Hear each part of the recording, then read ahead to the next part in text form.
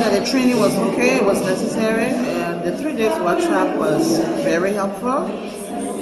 But this is something that we have been engaged with over the years. The 3 days workshop was just to train participants on the recommendations of the TRC, especially those ones that we expect the TRC recommendations are supposed to be implemented, like the War Crimes Court. We've gone through the process of engaging with citizens, who's making some plans to engage legislature to get them to want to increase the political will as it relates to the implementation of the War Crimes Court. And one way we feel we can do that is to get women involved. If you look around the street corners today, you find that the issue of TRC is the song is being sang only in the mouth of men. Yeah, men. Women, not many women involved in the process. So this workshop and training, you look around the room, you see a lot of women, right, from different civil society organizations. So we want to get women to be a part of the process. That's what this training is about. So why is it important that women, not the men, most of those who were participants of the civil crisis, which led to the bringing of the TRC recommendation, many of them were men. Why women want to be involved with this process? That's a very good question. Yes, the perpetrators were men. The alleged many of them were men. Exactly. The alleged perpetrators were all men or Muslim men. However, those abuse, the violations, women were the victims. Women were the victims. You have a lot of women who were raped, who turned to widows because their husbands died in the process, whose children were killed before them. So women were the victims. But now you find people don't want to take ownership of the process. People don't want to come and be a part of the process. And that's key. That's an issue.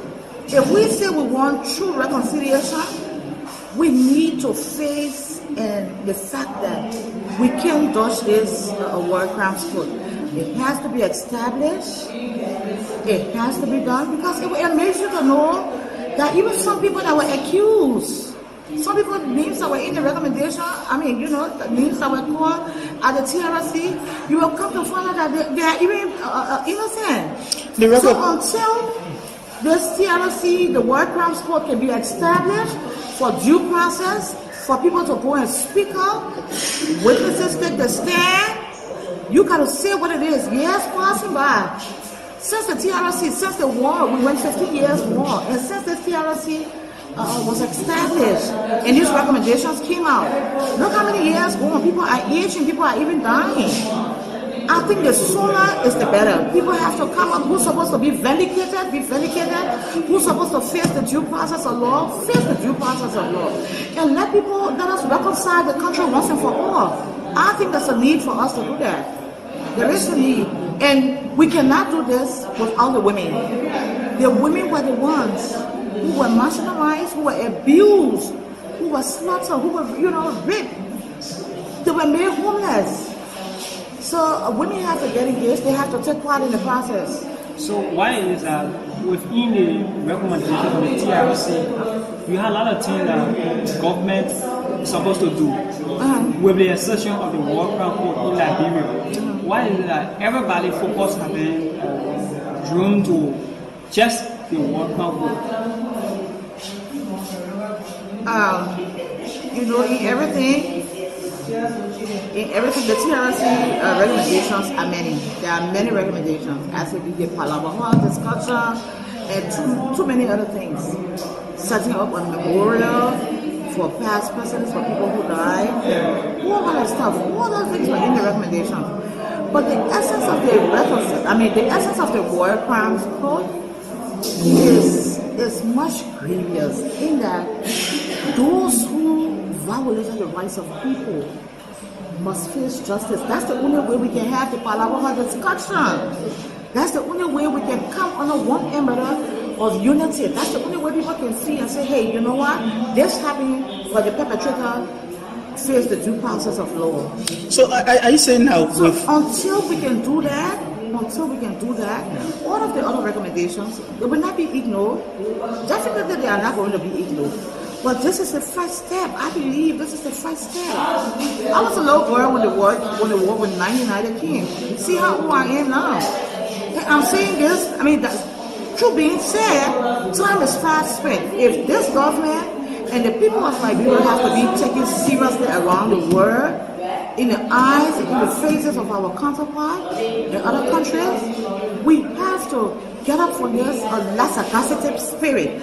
This spirit of just leaving things and, saying, let it go, and whatever, and people just go impunity with all paying for things that they do. And you see people, it's just one crime after the other, one crime after the other, and people just feel they can just do things and walk away with it. What method do you think this time around you use for your right to be held at the war camp? Well, like I said to you, I have been a part of this process. Even the UPR report, we work along with other teams, civil society, we came together and we work on it. But like I'm saying to you, we want to get more women on board. That's the essence of this project. The 3 days workshop that just ended today, the main thing is, hey, we look around, we see that just few women form part of this process. Where are the women? Where are the women of Lima County? Where are the women of Home County? Where are the women of even the Mosurado County? Where a lot of these damages were done. These crimes were committed. Where are the people of Liberia? Where are the women? Where are the women? We're not seeing much women in the space. We are not even hearing women talking about it. So we feel by engaging the women, getting more women to come on board, anything women want to get. When women get involved in the process, we get more and more women. We get to draw the attention of our duty bearers, stakeholders, to take necessary actions. So to narrow a little bit to this project that Wangoso and other civil society organizations are implementing, are you looking at some specific number of recommendations within relating to, for example, gender, or what specific, if you are to point at? There are many other recommendations, like I said to you, but for now, our key focus is on establishing the war crimes code. Let us not drift away. We have a lot of things on our desk. Okay. We have we have the documents, like we have, you saw the booklet, the huge over booklet. 200 pages. Exactly. That booklet is on my desk. We have a copy of it. We have the soft copy. We have the hard copies. We are on top of our games as it relates to those recommendations. So we are only taking it step by step. We don't want to lose focus right now, so we are just adding our voices to the many voices already out there to say, hey, we need the war crimes code to be established. So lastly, from my end, what extra are you taking home today as an individual who participate in the TV worship? Well, I'm taking a lot home, and fortunately for me, I'm not here alone. I'm here with a couple of my staff who also privileged to access the document in details, so they are here, and I'm sure they have gotten a lot from here, and we've gotten enough. We just get strengthened. As we strengthen our staff, we strengthen other people out there, we get more strengthened to know that people are getting interested in the TRC. Young people are getting involved, women are getting involved. The hall is so crowded today. Yesterday, imagine, usually when you're having training workshops, the last day don't get so crowded like this. But see how this hall is so crowded. You got more people here. That suggests that we're getting more people involved. More women are getting interested in the process. So that is important. The implementation of this process, some critics of the war crimes, war and economic crimes code establishment. One argument has been the cost attached. The cost of establishing this code is much expensive. Why don't Liberians focus on development? but rather they are talking about a quote that maybe to just try out 1 or 2 individuals, you're going to be talking about almost $100 million US. Okay, so you see, that's the war, that's the economic part of it, right? Yeah. So we're talking war crimes court. Yeah. And speaking of the economic part, let me just throw a little light on that. I will not go into details. Liberia, we know that a bulk of our resources has been mismanaged and embezzled, right? With corruptions and all of that, it's going to increase. As a matter of fact, there's a statistics that came out that's so ugly for Liberia as it relates to corruption. And if we can invest our money or we do money for other stuff, we must be able to sacrifice money. Are you speaking of the MCC report? No, not necessarily the MCC. Take for example, the president just going for a climate change conference. He went with 60 delegates. Well, his delegation was 60 people in number. I seem to be corrected. So money. So what I'm trying to say, if we can spend money on those things, look at the budget. We just had a gender, what we call gender budgeting training in Lima County the other day.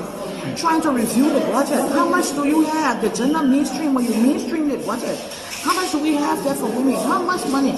Look at the gas bill for the legislature. It's so huge. Just for gas. Yeah, and most of the legislature live right in central Monrovia. Less than 20-30 minutes drive. And you're getting out huge gas tips. Money going.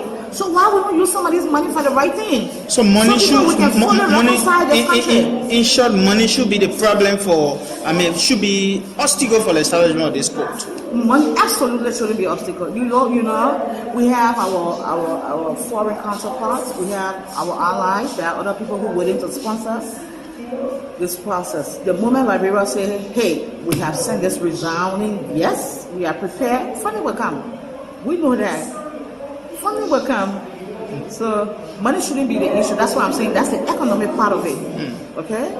War and economic crimes courts. So with this court, we think development can come in smoothly.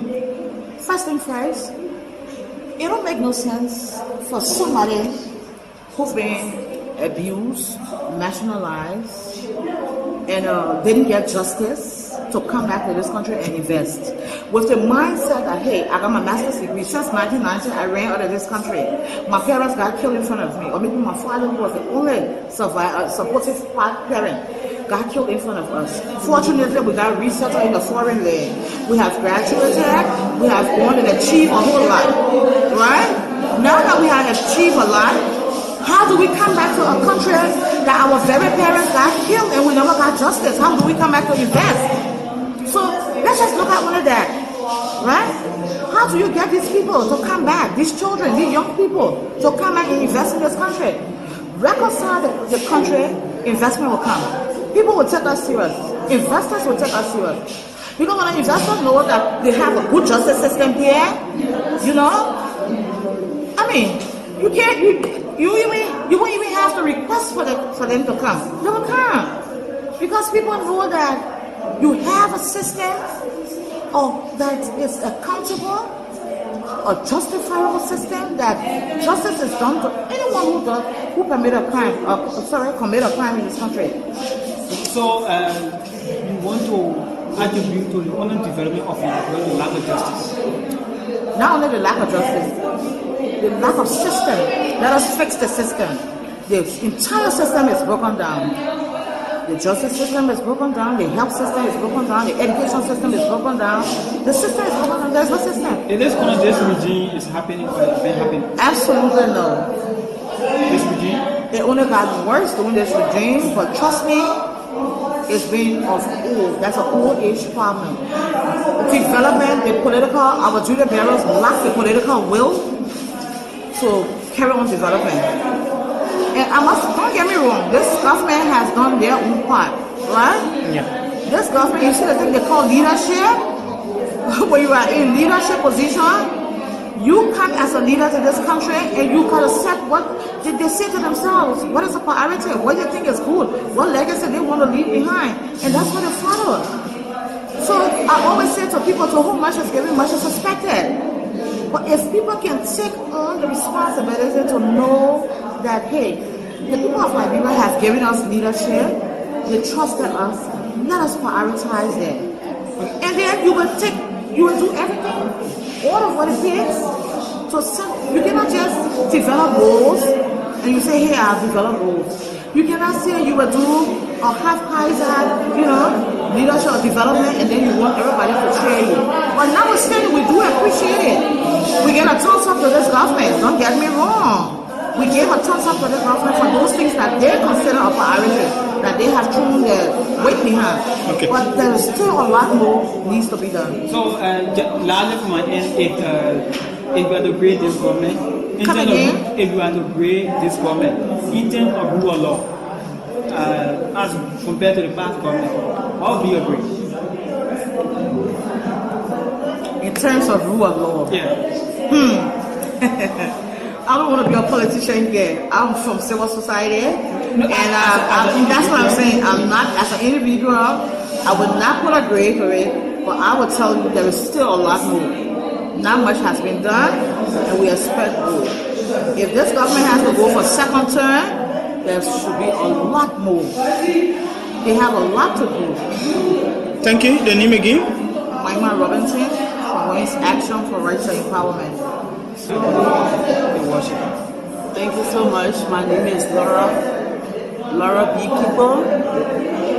I'm the Executive Director for Women Empowerment Forum.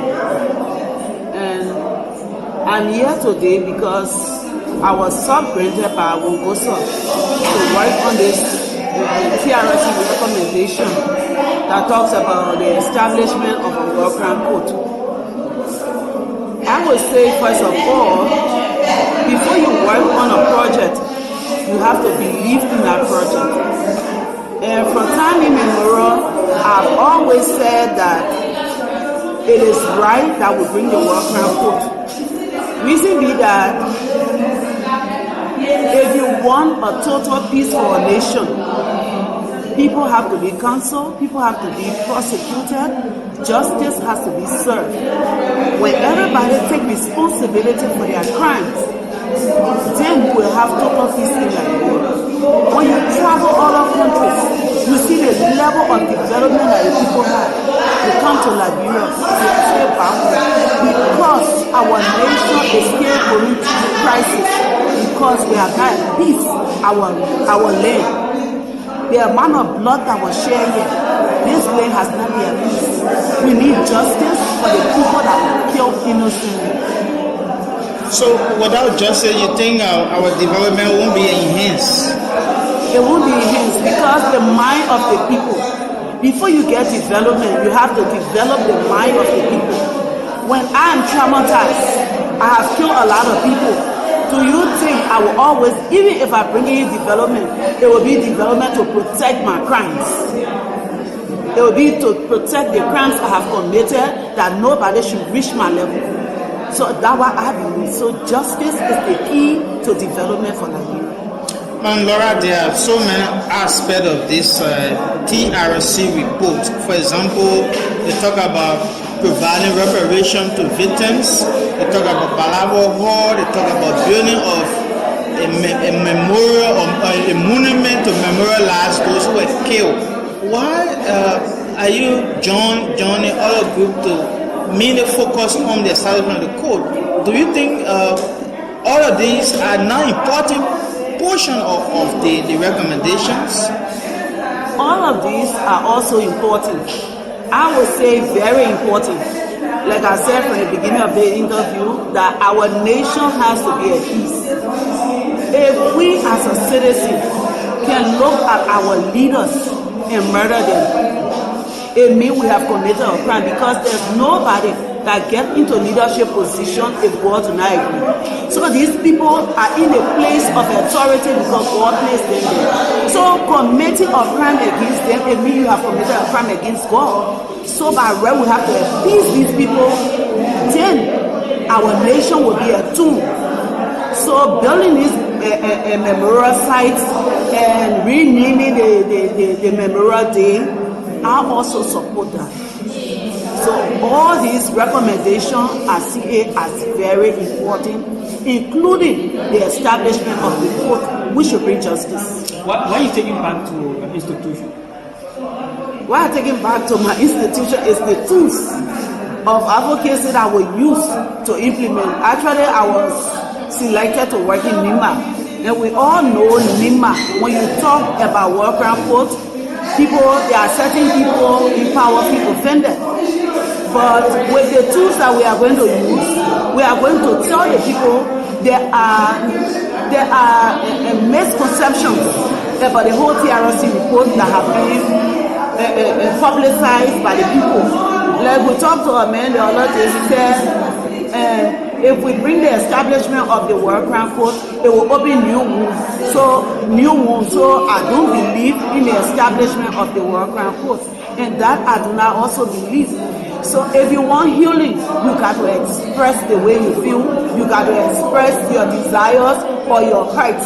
Like when your heart is broken, I believe if you cry it out, you feel much better. If you speak about it, you feel much better. But if you bury it in, you will put yourself into a position where you too will become a perpetrator of the same crime that was committed against you. Laura, do you think those who perpetrated some of the heinous crimes in our country, some of them are getting older? We should rush with this whole code establishment? No, anything about justice, I don't see it as rushing. Are we being delayed? Can we say it has been delayed? People believe that it has been delayed, but I believe that there is time for everything. So I believe that now is the time, because this is the time that people feel that it should be done. Because over the time from Madam Sally period, we have been pushing for this thing and it has not been working. So I believe it's the right time. Anytime that something is being established, it's the right time.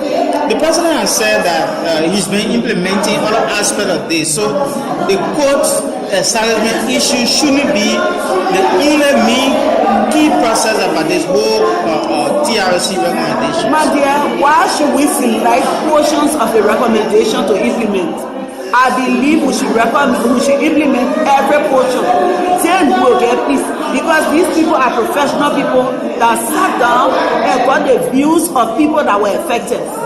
So they came out with this recommendation. So there is none that is less and none that is more. So all is important that we all work on every recommendation that we're making in the TRC recommendation. Okay, Madam, your parting comment, as you say, legal, your parting comment. I would still say, if we do not get justice for what happened in Liberia, we'll remain in a cycle. So I want the Liberian people to join us and push for the establishment of the work around court. And there's one misconception that those that needed the child soldiers, they were children, they didn't know what they were doing. According to the TRC report, these people will not be prosecuted. So those that were mature and knew what they were doing, it's better to even appease themselves. It's better you go and testify of what you did. If you receive punishment, it's better you receive it and be free. It will release your spirit from every crime that you have committed. Thank you so much. My name is Nyakun Freeman. Nyakun is my first name and Freeman is my last name. I happen to be the research focused person and rapporteur for this 3-day capacity building training on the TRC reports. So thank you to Mongo Saw, which happen to be the Women NGO Secretary of Liberia, which happen to be the organizers of this all-important workshop. When I was hired by the lead consultant, which happen to be Antoinette Talare-Wise, former commissioner at the Independent National Human Rights Commission, who served as a facilitator for this 3-day workshop. Within the project documents, the aim of this workshop is to build the capacity of women CSO, to advocate for the TRC report. Remember, the TRC was established in 2003-2004 after the Accra Comprehensive Peace Accord, and they worked for 3 years and made a final reports and recommendations to the government of Liberia. But since the submission of these reports or these recommendations, there haven't been any implementations. we realized that these things have been placed in the committee room. So this workshop was organized to train people in the areas of the TRC report and the recommendations to advocate, monitor for the implementations of the TRC report, especially women CSO, the civil society of women organizations. The government of Liberia have been somehow implementing other aspects of the recommendations. There are several recommendations. While Wangoso and other CSO, women CSOs, are mainly focused on this establishment of the war crimes code. To end the culture of impunity, we realize in our country that the culture of impunity, when the Liberian government don't look at the recommendation, within the TRC reports of recent, we have been reading it, but when I was hired as a research-focused person and then a rapporteur for this workshop, when you look within the TRC report, you realize there are many things in the TRC report besides war crime code. And when these recommendations are implemented to its number, you realize, my brother, will have a good Liberia. Even within the report, there are portions of the TRC report that made recommendations to the area of establishing a commission for historians to teach Liberian history. You realize that most of our people, especially most of our young people, are not educated to the culture of the history of this country. Even economic recommendations, even recommendations to empower women, the recommendations on reparations. There were a series of recommendations.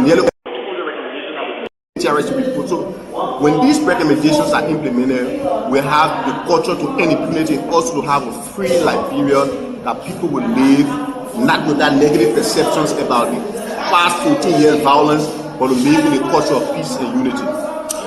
There are many critics of this whole TRC recommendation implementation process. They have been saying that when it comes to the establishment of the code, is a very much is an expensive venture, especially constituting a code that will prosecute people.